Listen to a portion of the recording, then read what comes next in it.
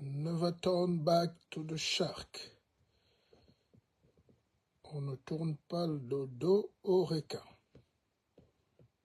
On est d'accord?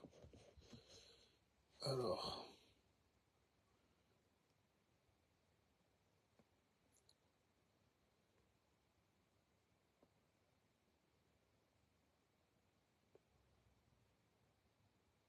on ne tourne pas le dos au requin, c'est ça?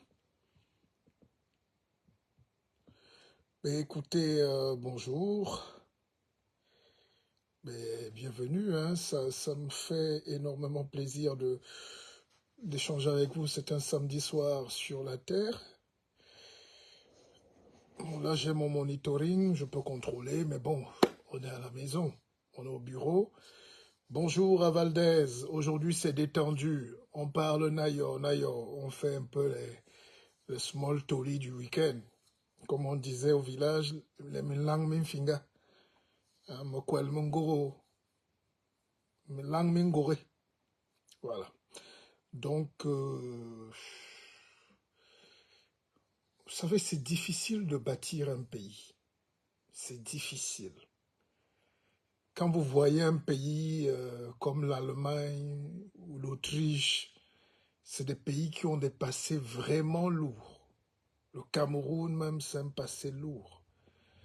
L'Afrique n'a pas encore réussi à trouver sa voie parce que on ne sait pas exactement ce qu'on veut là-dedans. Est-ce qu'on veut même être des pays?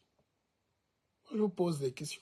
Est-ce que nous voulons aussi avoir chez nous des jeunes qui ont créé des sociétés, qui ont inventé des trucs, qui roulent avec des voitures neuves, qui ont leurs femmes et leur emploi, leur maison, la banque t'a donné un prêt.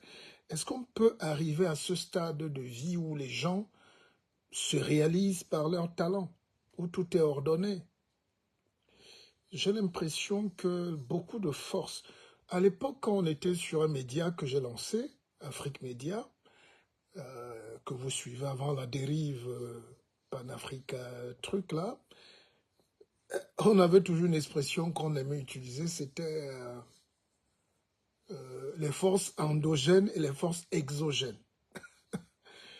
Donc, ça ne veut rien dire, mais en réalité, il y a trop de forces contraires à l'intérieur.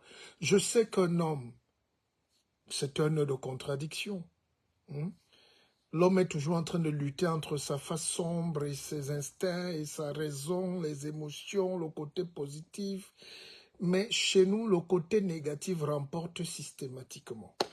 Alors déjà, je vais dire bravo aux combattants. Regardez que durant tout ce week-end, c'était vendredi, non? Jeudi, vous avez un Camerounais, Cédric Doumbé, numéro 1 mondial. Le lendemain, vendredi, vous avez un autre Camerounais, numéro 1 mondial. Et les gens trouvent quand même ils trouvent du temps à les insulter, à les dénigrer parce qu'ils ont été battus. Revenons par exemple sur le cas de Ngannou. Ne soyons pas incultes vraiment. La boxe, surtout les poids lourds là, un seul coup de poing, ça tue un taureau. C'est pas de la tauromachie, hein? Mais ça tue un taureau, un coup de poing. Et celui qui applique le coup de poing gagne le bon coup de poing. Donc c'est pas celui qui est fort. Les deux, quand vous êtes à ce niveau, vous êtes tous forts parce qu'un seul coup de poing d'un adversaire vous envoie au tapis. Donc Ngannou n'a pas démérité. C'est pas parce qu'il est tombé que vous allez trouver des raccourcis, n'est-ce pas? J'aimerais dire à Ngannou de sa chambre d'hôtel à Riyad que je suis son grand frère. Nous sommes fiers de ce qu'il a fait, de ce qu'il présente au monde. Ils ne sont pas deux au monde à pouvoir papillonner, à voltiger au sommet entre MMA et puis là-bas. C'est ça qu'il faut retenir. Et puis les petits aigris qui tiennent des petites salles obscures à Paris commencent à dénigrer. C'est extrêmement négatif. Et surtout quand ces gens sont camerounais aussi. Je n'arrive pas à comprendre. Vous croyez qu'on a le cerveau des gens normaux quand on nous regarde réagir? Il faut soutenir. Pas aveuglement, mais quand c'est déjà la nation, quand c'est le pays, on soutient. Moi, J'arrive pas à comprendre comment quelqu'un peut détricoter son équipe nationale de football ou de handball ou de quoi, ou nos représentants, et dans tous les domaines, pas qu'au sport, dont les ennemis des Africains sont souvent eux-mêmes. L'ennemi du Camerounais, c'est un Camerounais qui ne veut pas voir notre Camerounais gagner, briller, et la réussite nous gêne. Alors, comment vous osez croire qu'il peut avoir un pays normal quand tout le monde est dans cette logique psychodramatique du meurtre collectif, du suicide collectif? Rien ne marche et tout le monde est content de dire que rien ne marche. On va même jusqu'à encourager que rien ne devrait marcher. Je vous ai pris le cas l'autre jour de l'équipe de TF1 qui allait au Cameroun, et dans cette équipe, j'avais des amis. Il y a des jeunes là que j'ai encadrés en stagiaire quand ils entraient à France Télévisions. C'était il y a 15 ou 17 ans. Et vous avez vu comment ils ont présenté une autre image du Cameroun, du monde Cameroun. Si c'était nous et nos grands reporters, là, ça allait être la carastade. Je vous laisse imaginer.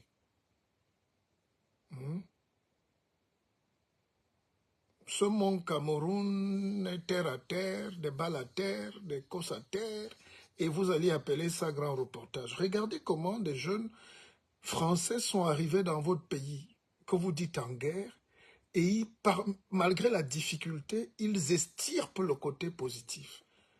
Parce que rien qu'un truc comme le Mont Cameroun qui a été baptisé Charles de Dieu, c'est 1 million de touristes par an. Vous faites un calcul simple. Chaque touriste vient laisser au minimum 1000 euros. Fois 1 million, ça peut développer déjà, ça peut construire des autoroutes que vous réclamez. Mais ça vous plaît qu'il n'y ait rien. Alors c'est cette attitude que j'ai remarquée, même dans les familles, où il faut que tu aides tes frères, les cousins, les neveux, mais que tu meurs en même temps. On te sabote en même temps, on casse tes entreprises, mais il faut que tu aides les gens. Oui, et il faut que tu meurs. C'est pareil dans nos pays, c'est-à-dire que un pays comme le Cameroun n'a pas encore atteint le niveau où on célèbre les icônes. C'est pour ça qu'il faut être très prudent quand vous nous demandez de mourir pour vous. Avant de dire ça aux gens, demandez où vous avez mis Oumyobé. C'est-à-dire, généralement, chez nous, le héros est vite effacé. Bon, c'est même à la limite un objet de rigolade. On dit, c'est qui ces gens-là? Vous ne prenez pas la mesure des risques que les gens prennent pour sacrifier leur temps de jouissance que vous avez, leur liberté. Et parce que pour construire un pays, vous allez toujours lutter. En France, il y a les élections européennes, là. C'est une lutte entre les forces conservatrices de l'extrême droite raciste. Ils veulent sortir de l'Europe en jouissant des avantages de l'Europe, mais ils veulent en même temps... Et ils ne veulent pas voir des étrangers, ils ne veulent pas... Et il y a des Noirs. Et c'est là où je dis que les Africains sont quand même sacrément incultes parfois. On parle parfois, partout où tu passes, on te dit qu'Émile Seba est populaire. Tu dis, mais qu'est-ce que j'ai à voir avec des petits voyous comme ça? Je dis bien petits voyous.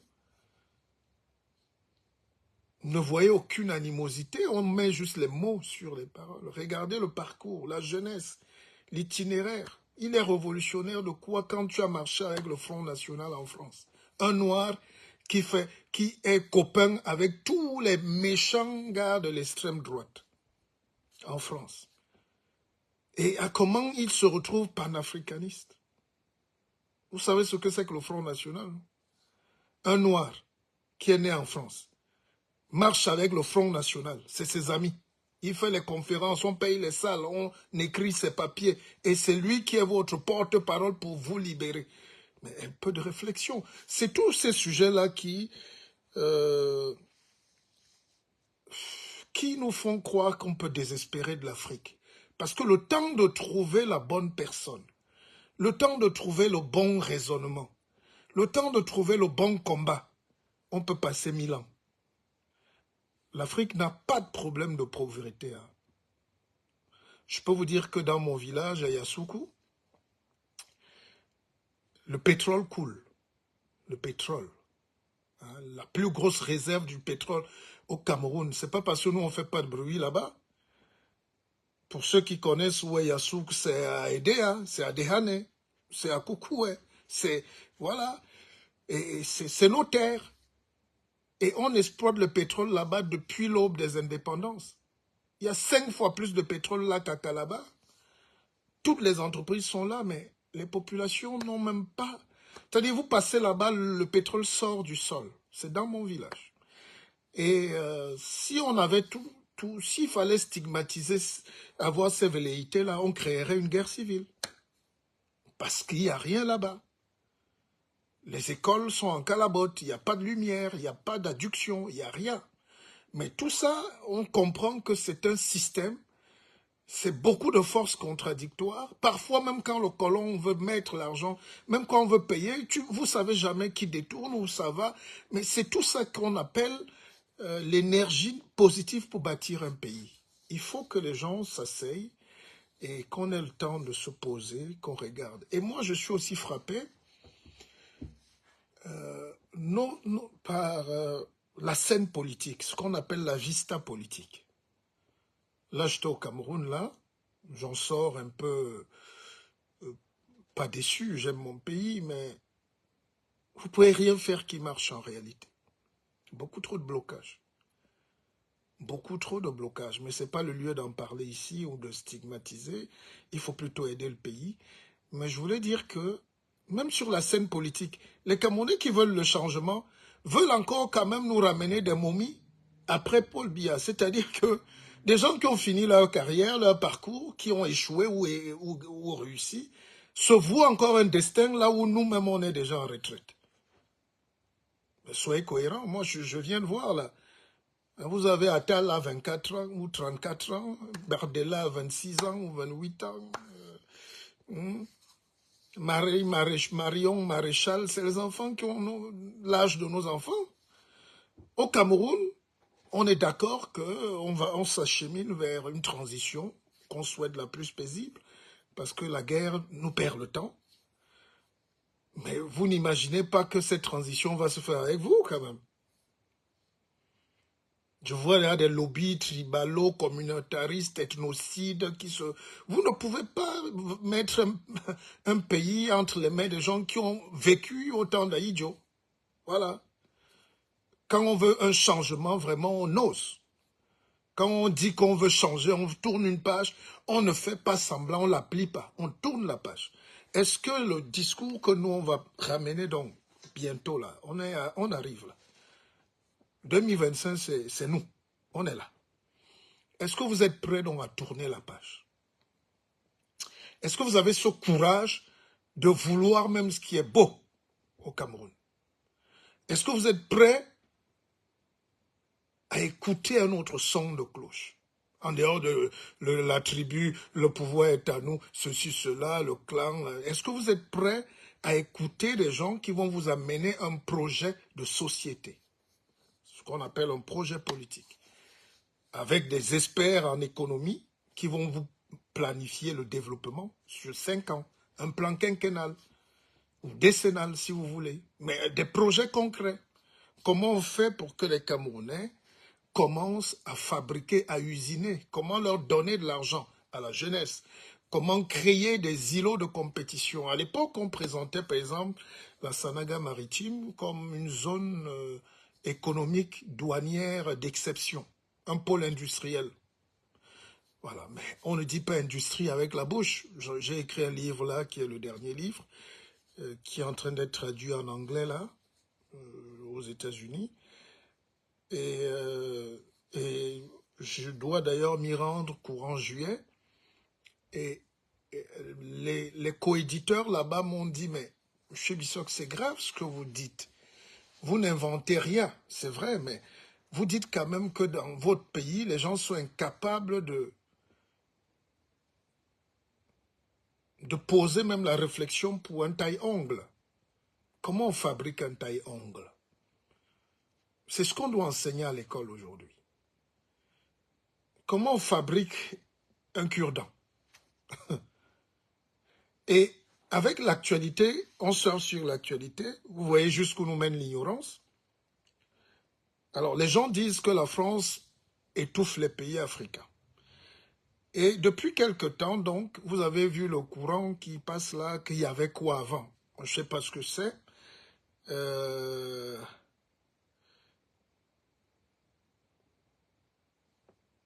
Je ne sais pas ce que ça veut dire, il y avait quoi avant. Mais voilà des gens qui veulent dire qu'avant était mieux. Dans un pays où, dès l'indépendance, la France n'est jamais partie. Ils sont cachés en Europe ou aux États-Unis, ils sont exilés politiques ou économiques, mais lancent sur la toile une fatwa pour dire que avant était mieux. Et j'ai écouté quelques gens au bulbe ramolli là, qui te disaient qu'avant, le Mako ça dansait bien. Bon, même si c'est au niveau de musique seulement, est-ce que vous savez que les 3/4 des albums étaient enregistrés à Paris, au studio Marcadet, avec tous les techniciens français, les Thierry Vallon, les cuivres et tout. Les Camerounais n'ont jamais, à part les lyriques, et peut-être la guitare, Totogio, mais je ne sais pas, la dia à la basse, mais est-ce que vous aviez la technicité pour produire ce niveau d'album? Restons seulement sur la musique. Quand vous entendez Black Steel au Paris, les Echo Roosevelt, qui étaient à Villepinte, qui ont appris la musique au conservatoire. Quand vous célébrez les Étienne Mbappé aujourd'hui, c'est le conservatoire de Paris. Vous croyez que le niveau qu'on a au Cameroun peut permettre de créer Manu Dibango? Non, donc il faut un peu être humble. C'est ça, c'est vous. C'est pas un Ganou qui manque d'humilité. On ne peut pas reprocher à un champion d'avoir de l'ambition. Ou à Cédrine Doumbé. C'est le marketing. Là, vous ne comprenez rien, vous les insultez.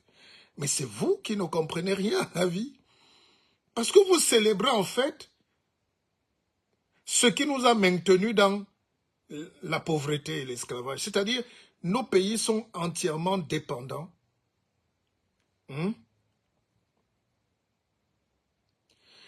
Non, ne dites pas des choses au rabais. Vraiment, il faut élever véritablement le niveau ici. J'ai fait une vidéo hier, allez la chercher si vous ne l'avez pas partagée. Ce n'était pas mieux avant. C'était pas mieux. Juste parce que tout le système socio-politico-économique était entre les mains des colons. Pas grand-chose a changé aujourd'hui. Donc, vous ne pouvez pas, parce que vous n'avez pas les capacités projectives, vous ne rêvez pas. C'est le comble d'une société bloquée. Quand les gens sont bloqués, parce qu'ils n'ont pas les atouts nécessaires pour créer un imaginaire commun, ils se réfugient sur le passé. Vous savez ce que c'est que le passé? Je le dis à mes enfants, à mes étudiants, à mes jeunes, dans des conférences. Le passé, c'est le rétroviseur. Vous ne pouvez pas conduire une voiture en regardant votre rétroviseur tout le temps. De temps en temps, vous jetez un coup d'œil pour voir s'il n'y a pas d'embuscade, s'il n'y a pas... Mais c'est devant. Alors j'écoute tous les hommes politiques. Ils nous proposent même des projets de société des années 80. Nous sommes en 2024. Et nous entrons en 2025. Où est la place de la domotique? Comment on va injecter la transformation de l'économie en informel, de l'informel à la nano, pour diminuer la souffrance des agriculteurs, des soignants, des chauffeurs, pour construire nos propres véhicules, pour lancer nos propres satellites, pour avoir l'arme nucléaire. C'est ça un projet de société. Il n'y a pas de projet de société qui vise seulement à dire que les gens doivent manger. Nous ne sommes pas des animaux. D'accord? L'autosuffisance alimentaire doit être un acquis. Maintenant, il faut qu'on passe. J'entends aussi des mots comme import-substitution. Vous créez des entreprises au Cameroun, vous ne pouvez pas tourner. Vous ne pouvez pas exercer. Rien n'incite même. C'est-à-dire, on est contradictoire envers même nos paroles. Alors, pour revenir terre à terre, je vous dis donc, il n'y avait rien avant. Parce que si vous voulez citer 2 ou 3 sociétés par illettrisme et venir dire que c'était ça qui était le Cameroun avant et que c'était mieux, je vous dis, mais franchement, pourquoi nous ne retournons pas à la colonie? Donc, vous voyez, on vient de loin. On vient de loin. Et je ne fais pas des lives pour être populaire. Je sais que les trois quarts des gens nous suivent en cachette parce qu'ils n'ont pas le courage, ou ils ont honte, ou ils ne peuvent pas intervenir ou rendre publique leur position. Mais soyez très prudents quand on se lance sur la scène publique. Vous ne savez jamais qui vous écoute. Le Cameroun est quand même l'un des pays les plus intellectuels au monde. Je vous dis au monde. Quand vous citez donc qu'est-ce qu'il y avait avant, soyez quand même reconnaissant qu'aujourd'hui, en termes d'éducation, maintenant le contenu de l'éducation, on laisse ça aux experts, ça c'est un autre domaine. Moi, j'aurais balayé les trois quarts du programme camerounais, c'est désuet. Mais reconnaissez quand même que pour la réflexion, voyagez dans d'autres pays africains, même en Asie. Vous comparez le degré d'évolution mentale du Camerounais. Nous avons été forgés dans la souffrance. Personne ne souhaite la souffrance, mais elle forge, elle nous transforme. Nous, on était à Paris, et les Gabonais, même quand ils avaient fini leur thèse, attendaient encore la bourse. Les Congolais attendent la bourse. Mais le Camerounais a appris, parce qu'il est né presque orphelin, à se battre seul. Ça, c'est mettre à l'actif aussi d'un pays. C'est des réussites.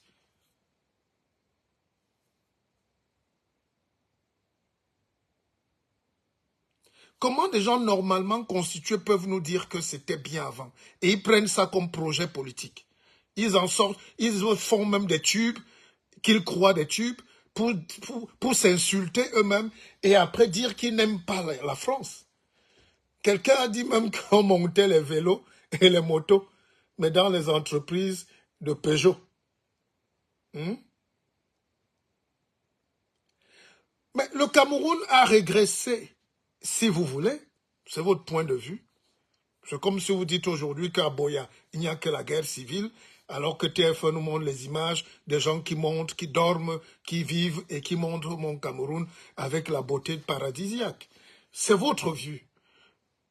Le Cameroun a régressé justement parce qu'on a mal utilisé la force française ou la force coloniale. Le Camerounais est en même temps méchant. Je vous explique donc le fond de ma pensée. C'est que, oui, nous devions lutter pour l'indépendance, mais ça sert à quoi de dire indépendance quand on n'est pas prêt? Est-ce que vous étiez alors prêt? Aujourd'hui, les jeunes vont en Côte d'Ivoire, ils découvrent la Côte d'Ivoire, ils sont ébobis. Mais je vous rappelle que le programme du métro d'Abidjan, c'est depuis 1985, au Fouet-Boigny, d'accord? Bon, il y a déjà quelqu'un qui me dit ici, nous avions 6 avions Boeing en 70 et aujourd'hui notre aéroport, et il dit bien avion Boeing, je croyais que c'était avion Cameroun. Effectivement, pour votre gouverne, Boeing avait mis même un centre on va dire, d'entretien, un centre de maintenance de ces avions au Cameroun. Parce qu'on avait déjà formé des pilotes. Dans les années 70, on avait déjà des pilotes. Et un de nos tontons que vous connaissez peut-être, Kodok, a été le directeur de la Camer. Tout fraîchement docteur en économie. Je peux vous le concéder. Mais quand vous dites on a les aéroports, j'ai même suivi un autre bulbe rachidien qui disait que il y avait l'aéroport de Ngaoundéré, l'aéroport de Garoua, l'aéroport de Douala et de Yaoundé, c'était beau. Mais pourquoi vous ne dites pas que les ADC, qu'on appelle Aéroport du Cameroun, c'est la société qui appartient à ADP, Aéroport de Paris? Vous le savez ça au moins? Alors, vraiment la misère mentale. C'est-à-dire, et c'est ça les réseaux sociaux aujourd'hui, on n'arrive plus à confronter les idées, chacun dort dans sa vérité. Donc chacun a sa vérité et il est en guerre avec l'autre qui a sa vérité. On ne cherche plus à trouver le juste. et le bon et le vrai. Tous les fous ont leur vérité. Donc, vous croyez que les ADC, vous ne savez pas que c'est les aéroports de Paris? Quelqu'un dit qu'il y avait la Sotuc. Oh, Amouleti. Il y a même Nelen, bon, manem, mim alenwa télémanang, parce que j'entends tout et n'importe quoi. Et je me dis, mais il n'y a personne pour venir dire quand même aux gens, soyez quand même modérés. On ne construit pas un pays avec qui il y avait mieux avant. Qu'est-ce qu'on aura demain? C'est là où je vous attends. Qu'est-ce que vous proposez? On a 30 000 ingénieurs camerounais cachés en Allemagne, ils boivent la bière. Ils se droguent. Parce qu'ils sont des ouvriers spécialisés. Comment les faire entrer? Comment utiliser cette force énergico-capacitaire? Vous nous rappelez que la Sotuc, vous ne savez pas que la Sotuc était détenue par Renault, France? Vous ne pouvez même pas faire des recherches? Le Camerounais, avec quoi? On sort de l'indépendance. La France, vous connaissez ce qu'on appelle la loi cadre de Gaston Defferre? Et je vous renvoie dans vos cahiers d'histoire. En réalité, c'est maintenant que nous devons réfléchir à nous approprier notre pays.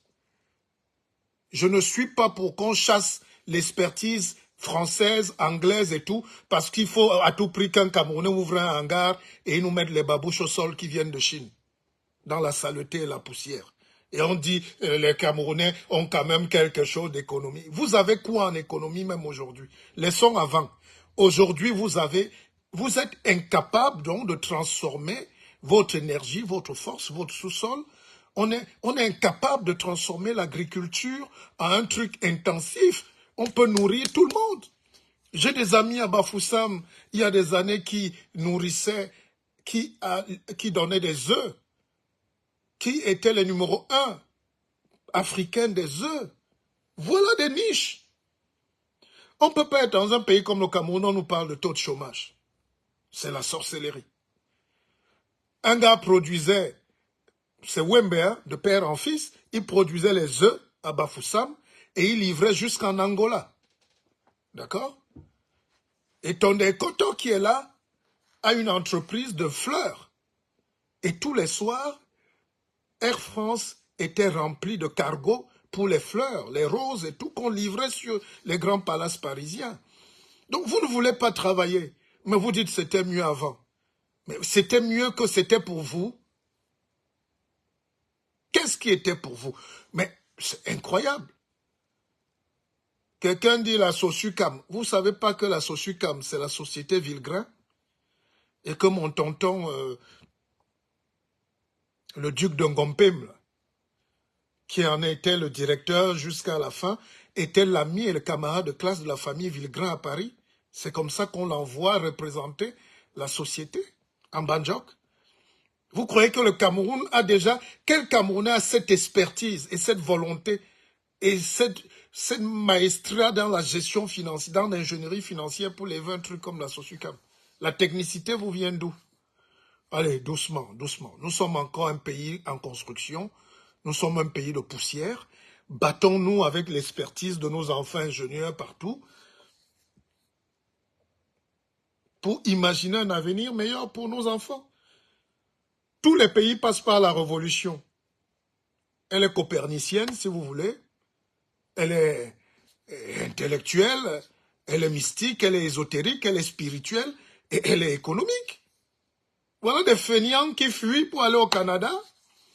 Voilà des enseignants qui disparaissent pour aller être chauffeur-livreur au Canada et qui se plaignent que c'était mieux avant. Le Cameroun de demain, on va le faire avec qui? On a compris qu'il y a beaucoup de problèmes au pays, mais on va donc construire le pays que vous dites là, que si tant est que vous ayez même un rêve, vous voulez le construire avec qui?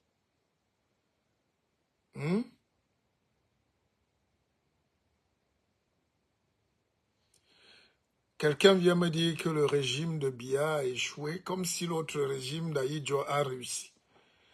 Ahidjo arrive au pouvoir, c'est un gamin. Nous sommes en 1960. On ne refait pas l'histoire. Je ne suis pas un négationniste. Beaucoup de mérite et beaucoup de respect pour le président Ahidjo.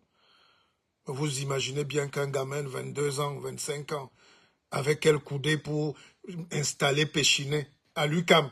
Vous citez, on avait à l'UQAM, c'est pour vous. C'est le groupe Péchinet, numéro 1 mondial, qui est un groupe français, qui en 58 vient installer la plus grosse entreprise en Afrique. La première grande industrie en Afrique. Je n'ai pas dit noir, j'ai dit en Afrique. Est-ce que vous croyez que les petits pygmées là, que nous étions, on savait même ce que c'est que l'aluminium? Oh, doucement là. C'est maintenant qu'on doit ramener nos enfants qui sont cachés aux États-Unis, en Australie, au Japon, en Chine. Et revenez donc pour qu'on s'asseye. Parce que la transmission de génération que vous voulez là ne se fait pas sans vous.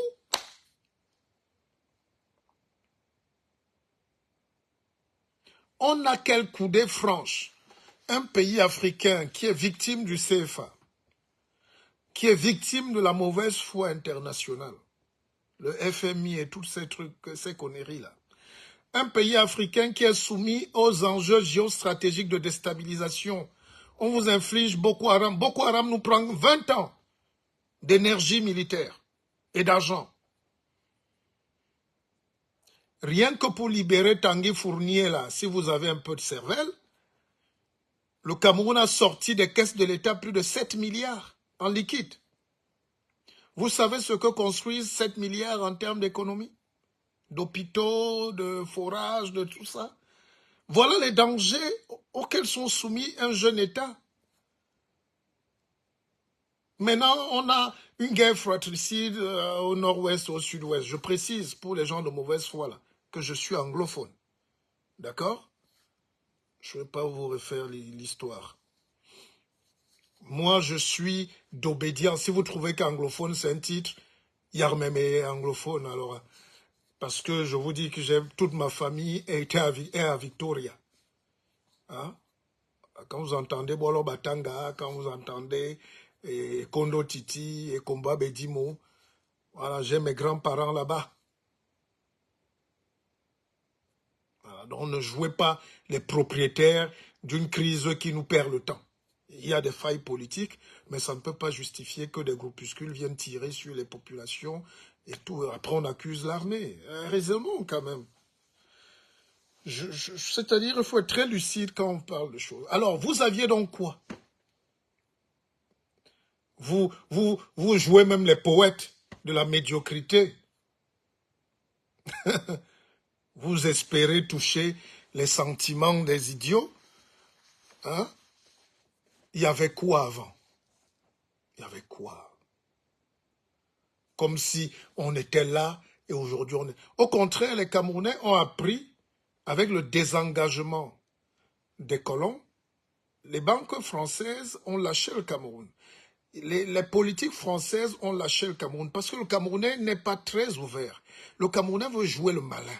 Le Camerounais veut jouer l'homme sage dans le dédoublement, hein, dans le tchakap, comme on va dire, pour qu'on se comprenne et que Zuckerberg n'amène pas sa tête pointue là, avec ses algorithmes. Nous montrons à l'étranger que nous sommes plus forts. Nous le détestons. Nous gardons les réminiscences des guerres coloniales. On a bombardé mon village au napalm. On n'a pas bombardé le vôtre. Donc ne jouez pas les victimes plus que d'autres. Mais c'est le passé. On ne doit pas l'oublier, mais on doit avancer. C'est en ce sens que ces discours panafricains haineux-là ne nous amènent qu'à tourner sur place. Et quand vous arrivez dans les pays, vous savez, la Côte d'Ivoire a eu un autre raisonnement. Houphouët avait décidé de suivre.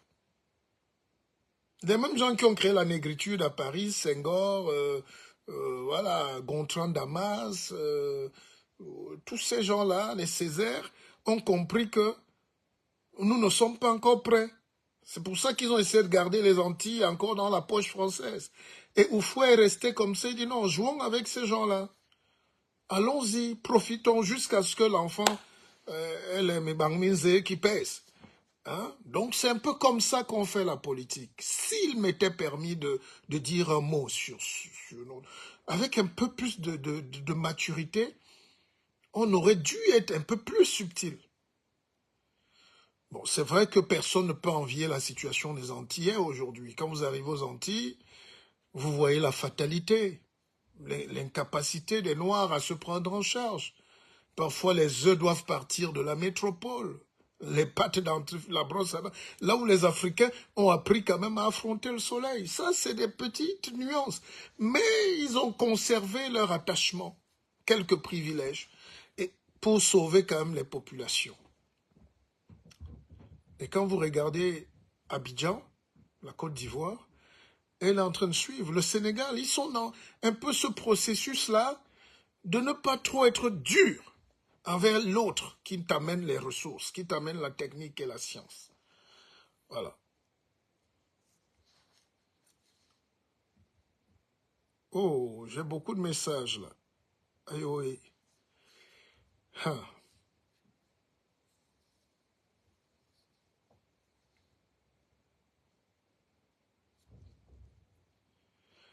Mais vous imaginez même pas qu'une société comme Alucam n'existait même pas en France. Vous ne pouvez pas imaginer. Et au lieu qu'on fasse comme les Chinois, qu'on apprenne, c'est là où le Chinois ne parle pas beaucoup. Ntozo, ntozo, ntozo.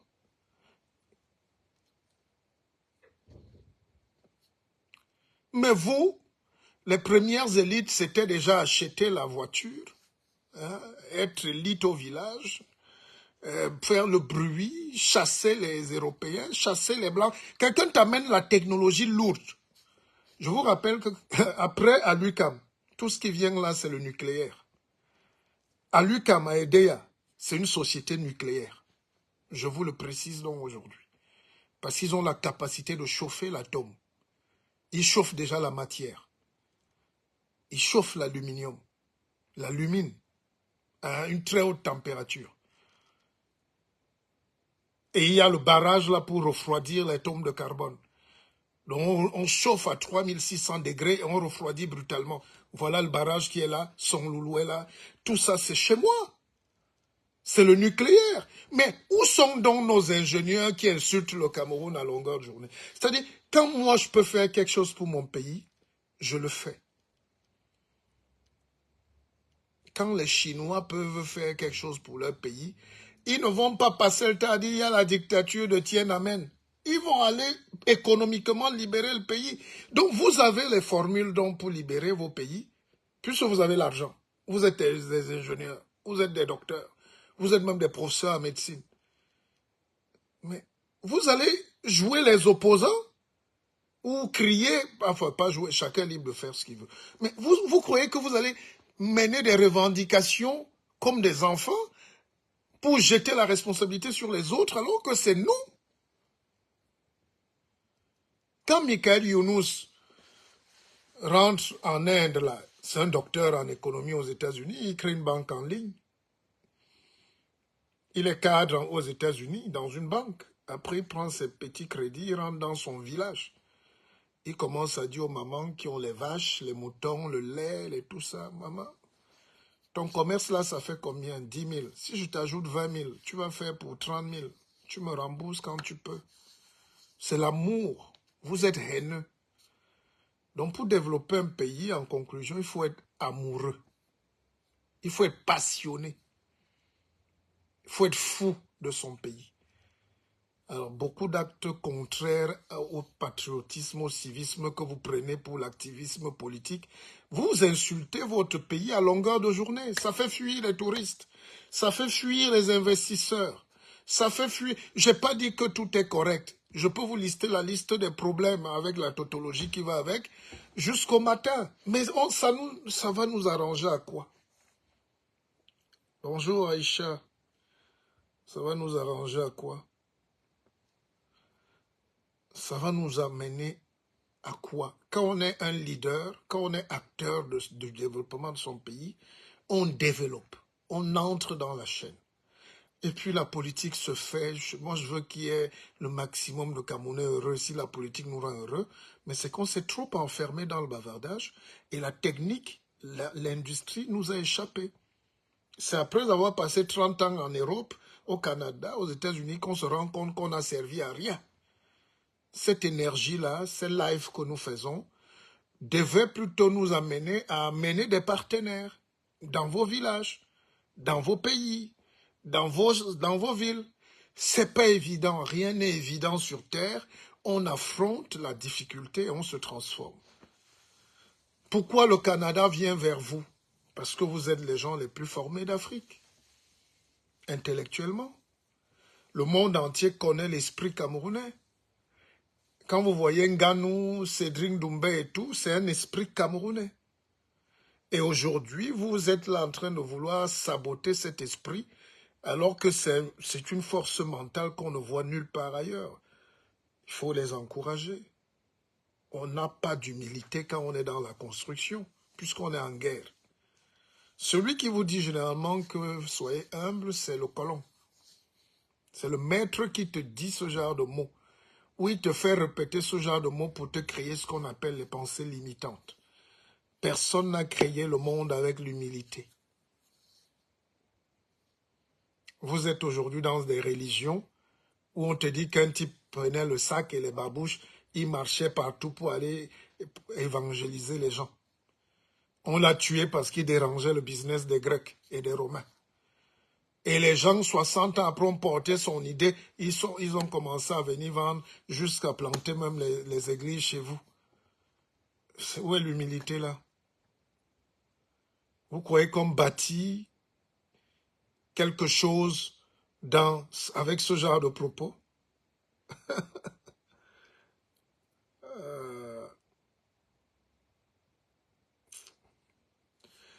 Monsieur Ondobo, ne préférez rien dans mon discours. Hein?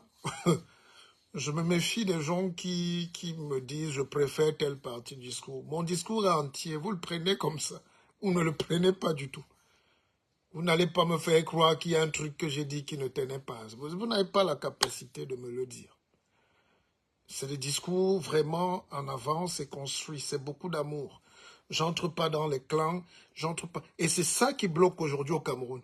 Vous voyez, il y a un sympathique ami qui s'appelle Olivier Billet, qui essaie de trouver une liste consensuelle pour la candidature unique de l'opposition. La bagarre a commencé. Parce qu'il n'y a pas un consensus. Le leader naturel n'est pas encore là. Et ça, les gens ne veulent pas l'accepter. Quand le leader naturel arrive, même les grands-mères commencent à se déshabiller pour lui. On danse pour lui. Mais quand vous voyez derrière les groupes, les clans, ça va finir mal. Et c'est ça qui nous... Et c'est cette conscience-là que je suis en train de vouloir mettre sur pied pour dire il faut amener à l'aboutissement de l'homme. Un candidat qui vient là, on ne parle pas de tribu. On ne parle pas de village à dire que nous, on est les gens de... On veut aller combattre les autres gens de... Vous avez raté la politique. La politique, c'est comment trouver le pont entre le gars qui est à Mora et le pygmée qui est à Djoum. Le Saracolais qui vient de l'autre côté, hein, de Garouaboulaye, doit aller rencontrer le gars de Garé Gombo. Dans un rêve identitaire, républicain, un arc national, transnational. Et ce genre de leader aujourd'hui, vous-même faites le bilan. Les gens se sont enfermés, la petitesse, l'étroitesse d'esprit, malgré parfois le bagage diplomite qui pèse. Donc voilà nos problèmes aujourd'hui au Cameroun. N'accusez même pas. Ben oui, évidemment, on va vers la transition. Elle est là, la transition. Elle ne va pas tomber, ce n'est pas un effet immédiat. Ça fait au moins 10 ans que le Cameroun est en train de changer. Les choses se bousculent là. Mais c'est des transitions qu'on veut maîtriser. Et puis il faut qu'il y ait une figure. Parce que le gars qui arrive là demain, qui nous tient les discours qu'on entend là ces jours-ci là, c'est la guerre civile. C'est la pauvreté qui est là. C'est la fin d'un pays. C'est la dislocation. Évidemment, on ne connaît jamais les secrets. À l'heure où on est là, vous ne savez jamais qui est patriote au Cameroun. Pendant qu'on parle là, il y a des gens qui jouent la politique, mais vous ne savez même pas qui leur donne l'argent pour faire la guerre. Moi, j'ai beaucoup de peine quand j'arrive à Bamenda aujourd'hui, je vois le désastre économique.